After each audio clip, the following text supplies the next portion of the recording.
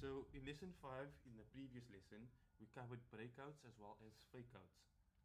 Today, in lesson 6, we will be covering risk to reward and why your win rate is not the most important metric in trading. Most beginners focus on being right. Professionals focus on risk to reward. So just like every other lesson, this lesson will be conducted in 5 simple steps. I'll be using the 4-hour chart on Solana. Yes, just like that.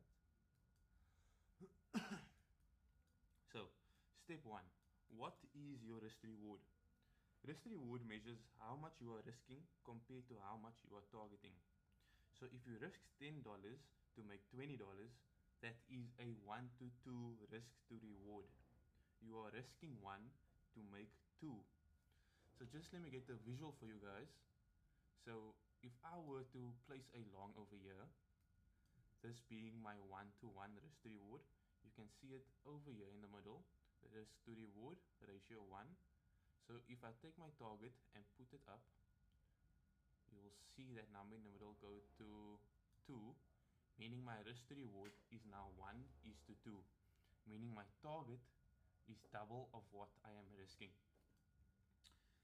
So this is my reward on top over here, and this is what I'm risking. Now bringing us into step 2, why win rate is misleading. You do not need to win every single trade, nor will you ever actually do that, right? So if you're risking 1 to 2, as I am over here, you only need to win about 40 to 50% of your trades to grow your account. For example, if you're losing $10 on a losing trade, but make $20 on a winning trade, 1 win cancels out 2 losses.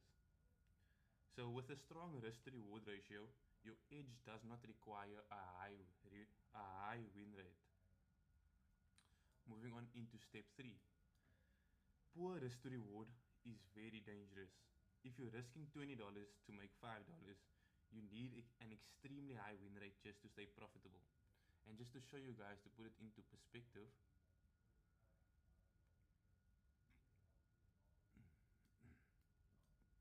this would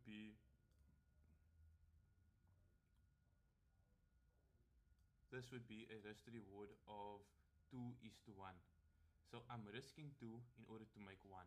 And just visually you guys can see that this just does not look right, and it's very unsustainable long term. The setup requires near perfection, and we all know that there is no such thing as perfection in trading. So always try and have your risk at least or at most half of what your target is, right? And that will always be a 1 to 2 or higher, right? So moving on into step 4, how to structure good risk to reward ratio. Before entering a trade, define where is my stop, right? Visually, where is my stop?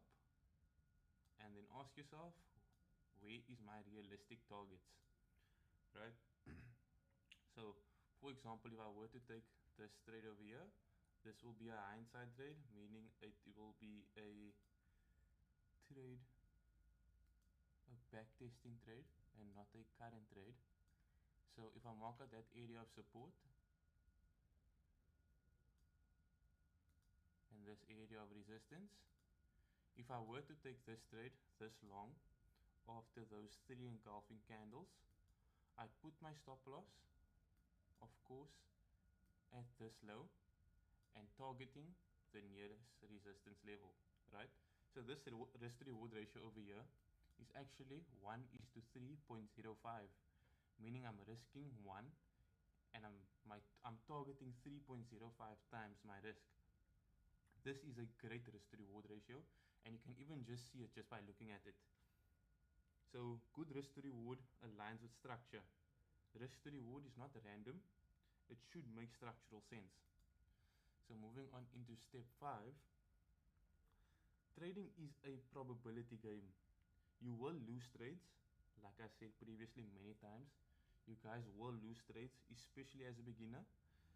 So risk to reward ensures your winners pay for your losers.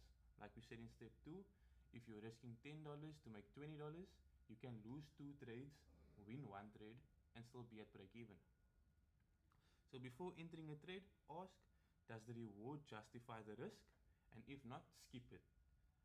Guys, there will always be opportunities to trade. You do not have to trade every single day.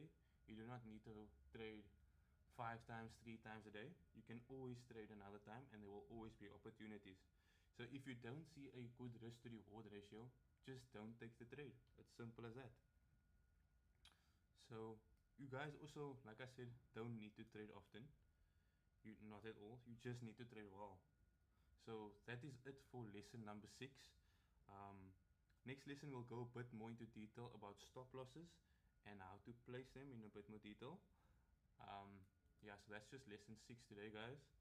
And always remember, protect capital first, growth comes after. Cheers, guys. I'll see you in the next one.